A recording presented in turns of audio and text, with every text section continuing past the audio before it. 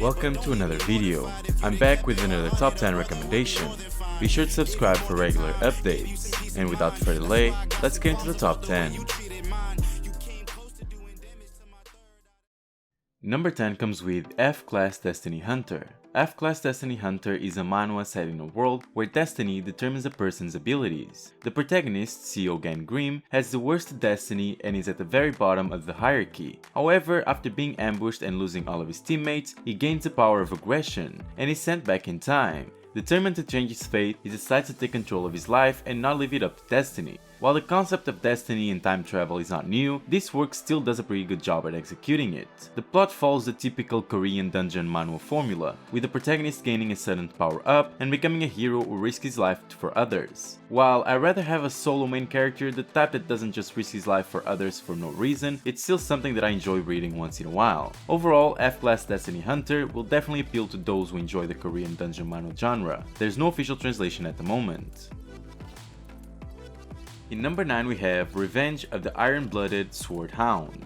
This manhwa follows Bichir, a hunting hound of the Baskerville clan. After being falsely accused of treachery, Bichir is executed but given a second chance alive. He seeks revenge against those who wronged him, including his former master Hyugo. Bichir's skills in assassination and espionage make him a formidable opponent, and his determination to seek justice fuels his quest for revenge. The plot of this work is your typical regressor genre, but it stands out thanks to the well-written character of Bichir. He's a calculating and entertaining protagonist with a clear goal and a unique backstory. The revenge plot is also engaging, and the action scenes are well executed. Overall, this is a solid manhwa that will appeal to the fans of the fantasy genre. While it follows a familiar formula, the writing and the character development elevate it to above the average regressor manhwa. There's no official translation at the moment. Number 8 comes with My Life as a Loser. My Life as a Loser is a manhwa about a man named Kim Jin-man, who was bullied in high school and whose life was ruined as a result. He decides to take revenge on his former bully by using a mysterious device that swaps their bodies. Kim Jin-man is determined to make his former bully pay for what he did to him and make him experience the same pain and suffering that he went through. However, things don't go according to plan and Kim Jin-man learns some valuable lessons about life and forgiveness. Despite some bullying scenes, My Life as a Loser is a hilarious and entertaining manhwa. The plot twists are well executed and the character development of the two MCs is impressive. The inclusion of characters from another author's webtoon is a nice touch and adds to the enjoyment of the story. Overall, My Life as a Loser is a must-read manhwa that will make readers laugh and also offer some valuable life lessons. The main character's development is definitely something worth your time, not to mention this is a completed work, and if you want to read this, go over to Webtoon for the best quality translations. In number 7 we have Chronicles of the God's Order. Chronicles of the God's Order is a manhwa with a compelling story that follows the fate of a dynasty and humanity as a whole. The emperor of the Great Shang dynasty, faced with the gods' disapproval, decides to rebel against their will and fight for the freedom of his people. However, he has to face both the gods and a young rival, Zhou, who submits to their will for his own gain. The destiny of all humanity will depend on the outcome of this epic battle between heaven and earth. The art in this manhwa is stunning, with many panels that could stand out on their own as high-quality artwork. The story is also great, with a slow start that gradually builds up to a creative and enjoyable plot. The character development, especially that of the protagonist, is well executed and natural. While the female characters could have been better developed, the overall quality of the manhwa makes it a must-read. If you're looking for something that goes beyond cliches and has a compelling story and well-developed characters, Chronicles of the God's Order is worth checking out. This is another completed work. Number 6 comes with Warble. Warble is a manhwa with an intriguing plot about two worlds, the overworld for humans and the underworld for demons, and their only means of transportation, Warble. The story revolves around the protagonist, Gina Lin, who is on a mission to save her father and also uncover the secrets of Warble, which has become a life-threatening danger for both worlds. I really love this work, particularly the unique concept of the character development. The art, despite unique, is also incredible, especially during the solo MC scenes. However, the ending was a bit underwhelming due to a few misunderstandings, which can make the overall experience mediocre. Nonetheless, the steady pace of the story and the lack of filler scenes is something I definitely appreciated. If you enjoy a good action manhwa with a good character development, then Warble might be just the best choice for you. The official translation is over on OpMc. In number 5 we have Worn and Torn Newbie. Worn and Torn Newbie presents an intriguing plot centered around Lee Eugene, who, after enduring 15 miserable years as a failed gamer, relishes a chance to start anew. Reborn as a formidable old-timer, Eugene is determined not to repeat his past mistakes. The manhwa follows his journey as he defeats monsters, acquires powerful gear, and amasses wealth. However, with fans and foes alike, Eugene faces the question of whether he will conquer the game or succumb to his challenges once again. Initially, Worn and Torn Newbie didn't captivate me, and I even contemplated dropping it. However, as the story progressed, I found myself increasingly engrossed in it.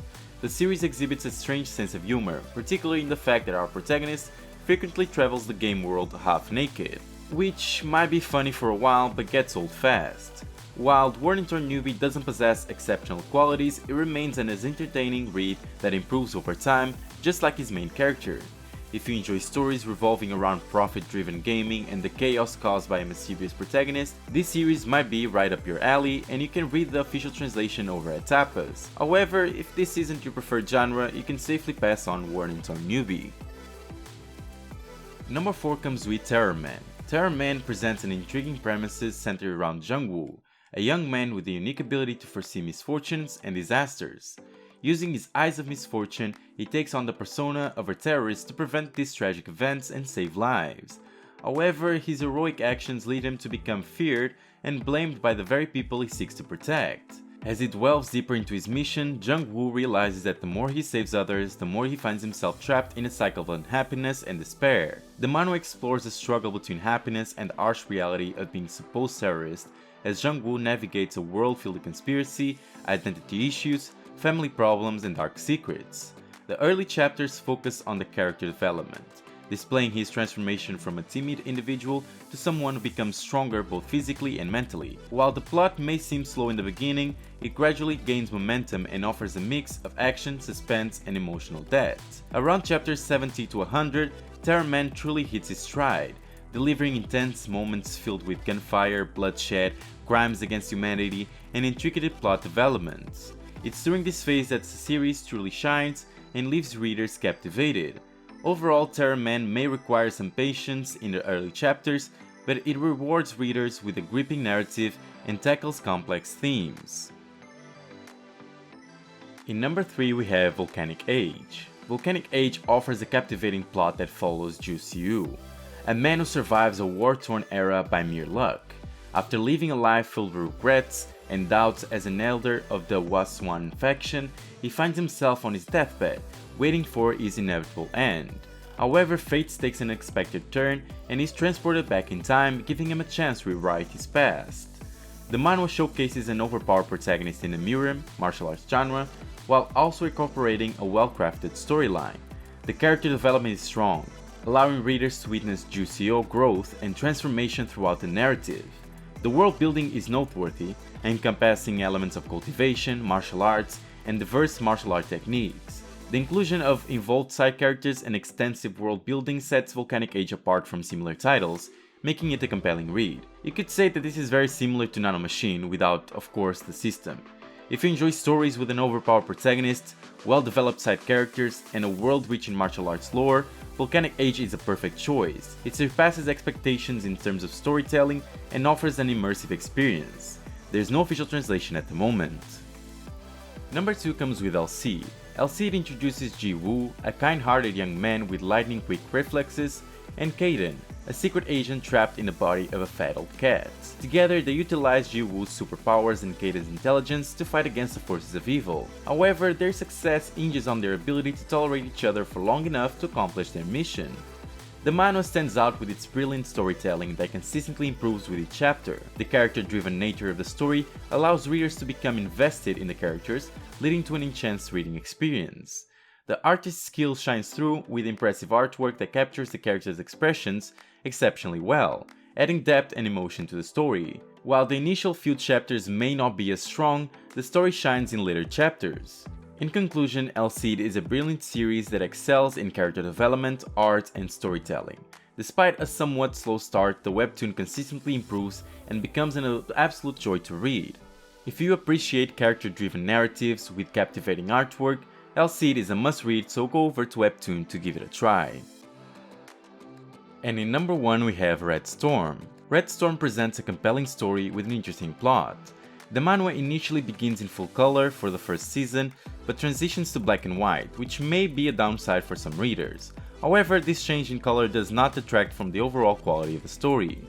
The main character in Red Storm has a clear dream and a strong desire to accomplish, which adds depth and motivation to the narrative. This aspect of the story is particularly appealing as it allows readers to connect with the protagonist on an emotional level. While Red Storm may not be the absolute best manhwa out there, it still offers a good read. It manages to captivate the reader's attention and delivers an engaging storyline, not to mention the journey of the main character and how he develops, not only physically but also mentally. If you're looking for a manhwa with a solid plot and a protagonist with a strong aspiration, Red Storm is worth considering. Now guys, this was the best character development in manhwa. Did you find any manhwa that you haven't read yet? Did you like it? If this video helped in any way, leave a like and subscribe to the channel, and don't forget to activate the bell so you don't miss any video. Thanks for watching, and I'll see you next time.